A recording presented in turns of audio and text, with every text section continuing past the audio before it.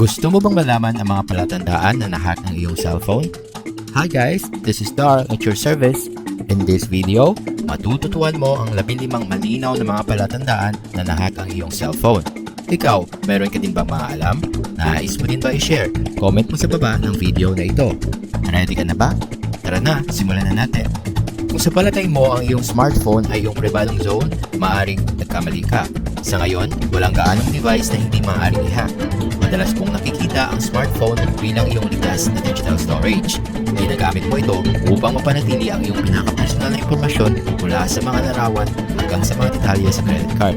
Higit pa dyan ay ang pag-save ng mga passwords sa notes.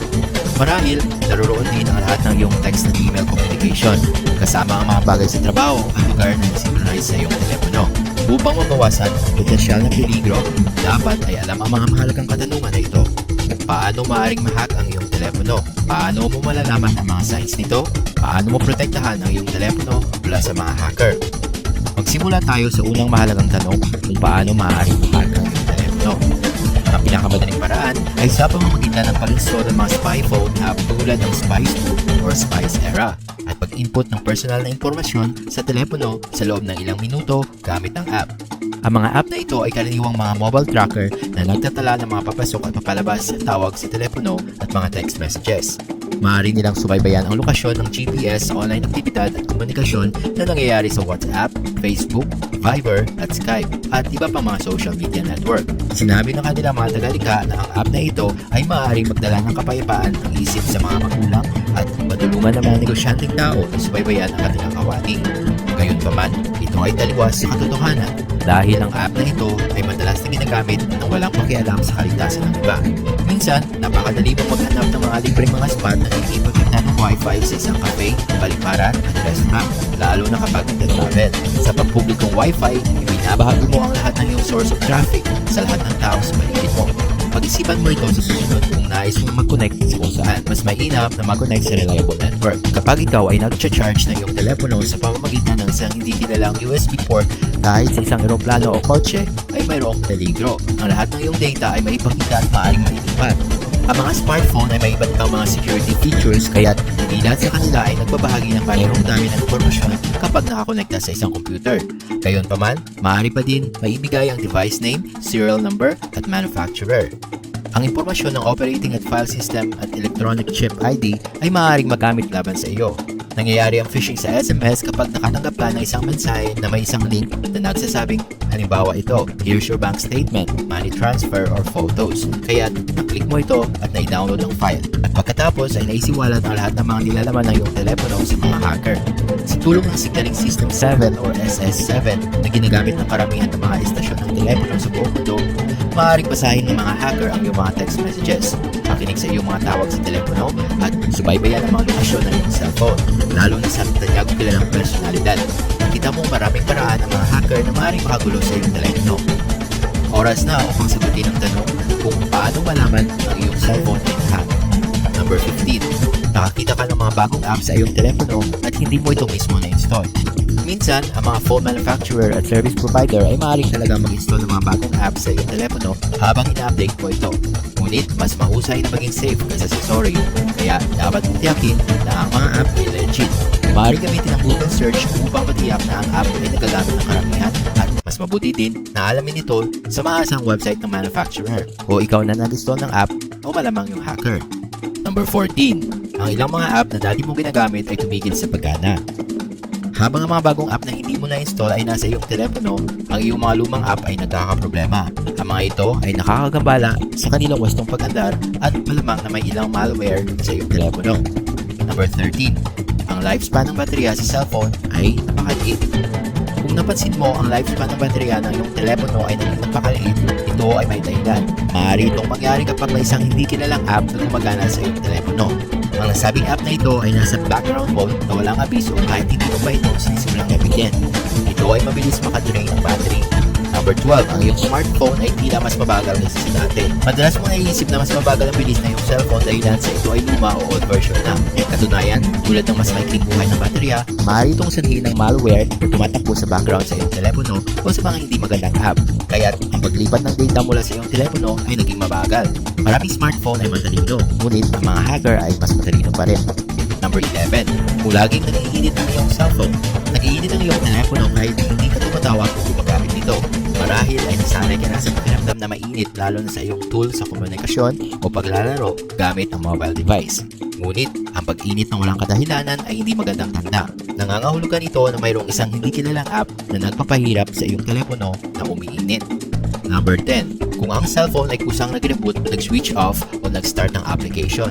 Maaaring gusto mong maniwala sa sarili mong pag-reboot o pag-dial ng mga numero ay resulta ng paranormal na aktibidad at itawag na ng Ghostbusters. Kung hindi ito isang pagkasira ng system, ito ay maaaring tapping.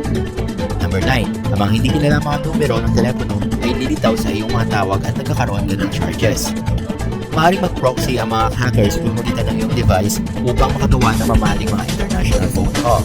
Maaaring din nila gamitin ang iyong apektadong device upang tumawag sa mga kumpanya para sa kanilang charges. Siyempre, hindi talaga sila tumawag sa ibang bansa. Kanilang inaalok ang bayan na serbisyong ito sa kanilang mga customer, kaya nakakakuha sila ng kita. Number 8. Ang iyong telepono ay nagpapadala at tumatanggap ng mga kakaibang mga text messages. Tulad ng hindi kilalang mga numero sa iyong kamakailang mga tawag, maaari kang makatanggap ng mga text messages kahit hindi mo talaga na ipadala mula sa iyong telepono. Maaari rin itong mangyari sa iyong email kung ginagamit mo ito mula sa iyong telepono. Kung hindi mo ito napapansin, maaaring sabihin sa iyo ng iyong mga kaibigan o kasamahan tungkol dito kapag nakatanggap sila ng ibang mensahe mula sa iyo. Number 7. Hindi mo ma-switch off ang iyong cellphone. Habang sinusubukan mong patayin ang iyong telepono, nagsisimula itong magbukas ng iba't ibang mga app. Ang pagdaragdag ng kasiyasyang mga app at iba pa ay maaaring magdulot nito at huwag sisihin ang device manufacturer dahil dito. Number 6. Kung nakakarinig ka ng mga ingay o echo sa panahon ng mga tawag. Kung wala ka pa sa lokasyon na ito dati, ito ay nangangahulugan may ibang may access sa iyong telepono. Maaaring tinatrack nila ang iyong telepono at nakikinig sa iyong pag-uusap sa kada segundo. Number 5. Ang mga website ay linitaw na naiiba kaysa dati sa iyong mobile browser. Maaari itong maging isang palatandaan na may nagusto ng malware sa iyong telepono. Maaari itong basahin ng iyong online na komunikasyon at pagsubaybay sa iyong mga aktibidad. Nasa isang lugar ito sa pagitan ng iyong browser at internet at pinipigilan nito ang pagpapakita ng mga normal site. Number 4. Napansin mo na nadagdagan ang paggamit ng mobile data. Kung mayroon kang isang data monitoring app, maaari mo makuha kung minsan na iyong mobile data usages na napakabilis umakyat. Maaari itong gastos ng mga karagdagang singil kung magbabayad ka para sa isang tiyak na halaga ng internet data bawat buwan. At ito ay isa sa mga palatandaan na hindi lamang ginagamit ng iyong telepono. Maaari mo rin subukan ang paghahanap ng detalyadong paggamit ng internet data ng apps sa mga settings ng iyong telepono. Sinasabi dito ng eksakto kung gaano karaming mobile data ang ginagamit ng bawat isa sa iyong mga app. Nalalaman mo kamakailan na install ang app na iyon mula sa isang bagong mapagkukunan at inuubos nito ang iyong data. Tulad ng nakakatuwang app na iyon ay maaaring malware. Tanggalin agad ang ganitong app. Number 3. Ang mga pop-up ay nagsisimulang lumilitaw sa iyong telepono ng kahit saan. Marahil ay nakikita mo din ito sa iyong computer maliban kung ikaw ay nagkaroon ng isang mahusay na antivirus software. Nabatid sa iyo na nanalo ka lang sa loto o isang bagong iPhone. Ang kailangan mo lang gawin ay mag-click ng link sa isang pikutan at mag-enroll na ito. Ang mga nasabing pop-up sa iyong telepono ay malamang na ginawa ng malware. Huwag mong i-click ang mga link o sundin ang naman dito. Number 2. Ang email na ipinadala mula sa iyong telepono ay inaharangan ng mga filter ng spam. Maaari itong italaga sa isang third party na binabasa ang iyong mga email. Paano kung nakontrol nila ang iyong telepono? Maaaring mabago nito ang iyong pagsasaayos ng email upang maipadala ang lahat ng iyong mga mail sa pamamagitan ng ilang hindi pa hinahintulutang server. Ang mga hacker, marahil ay may direktang access sa server na iyon. Number 1. Hindi ka pinahintulutan tumawag o nagkaroon ka ng drop calls. Kung nakakaranas ka ng drop calls at walang kakayahang tumawag, kahit mayroong malakas na signal o kaya kakaibang mga ingay na nangyari sa panahon ng iyong mga pag-uusap sa telepono, maaaring ikaw ay na-mess up. Karaniwan, ang mga problemang ito ay nagpapahiwatig ng mga technical na issue na hindi naugnay sa isang paglabag, ngunit hindi palaging iyon ang kaso. Kaya kung napansin mo ang mga signs na ito, kaagad gumawa ng aksyon para mapigilan. Maaaring mong isaalang-alang kung kailangan mong gumawa ng hakbang sa pagwasto bago ito pagsisisihan. Ano ang dapat mong gawin kung nakakita ka ng aliman sa mga signs na ito sa iyong telepono? Subukan gumamit ng mobile anti-malware. Tanggalin ang lahat ng mga app na hindi mo na-install at hindi inaasang mga app na nagpupusyong ng labis na data at battery. Kung posible, maaari mo ring i-reset ang iyong telepono at bumalik sa original na setting nito. Kung ito ay tila hindi sapat sa iyo, konsulta sa isang IT professional. Alam natin lahat na ang pag-iwas ay may mahusay kaysa sa pagaling. Kaya, narito ang maaari mong gawin upang maprotektahan ang iyong telepono mula sa hacker. Kung makakatanggap ka ng isang mensahe na may link, hindi mo makikita ang buong URL, huwag itong buksan. Kung nagsa-charge ka ng cellphone sa pamamagitan ng isang hindi kilalang computer, kapag nakakonekta, piliin lamang ang charge only.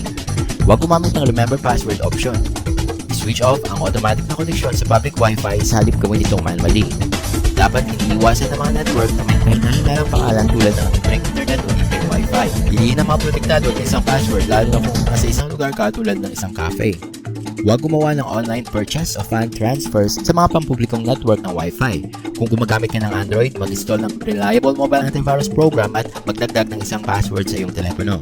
Kung sa tingin mo, makakatulong ang tips at mga paraan na ito sa iyong mga mahal sa buhay at mga kaibigan, maaari mo din i-share sa kanila ang video na ito. Ikaw, meron ka bang mga tips at paraan para maging safe ang cellphone sa mga hacker? Comment mo sa baba para malaman namin. Huwag din kalimutan mag-subscribe para updated ka sa next video ko. Once again, this is Darl at your service. Iba na ang may alam. And I will see you guys on my next video.